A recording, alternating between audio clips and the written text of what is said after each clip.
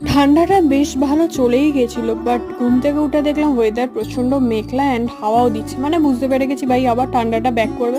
মানে এই ঠান্ডা গরমের জন্য না জাস্ট শরীর খারাপ প্রত্যেকটা মানুষেরই হচ্ছে, না আমার চোখগুলো ঘুমিয়ে ফুলেছে না কি কারণে ফুলেছে আমি নিজেও জানি না। তো যাই হোক, এখানে একটু মলুকে হচ্ছে বিস্কিট খাইয়ে দিলাম, ও একটু আমার বাড়ি বিস্কিট খেতে আসে। আর এটা চাঁদ না সূর্য তোমরা বুঝতে পারবে না, আমি তো ফার্স্টে ভেবেছিলাম চাঁদ, তারপর বুঝলাম না এটা সূর্য।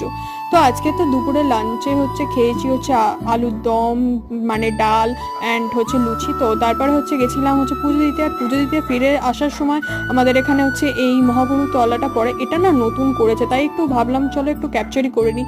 দেন ফুচকা খেয়ে নতুন চশমাটা নিয়ে বাড়ি এসেছি।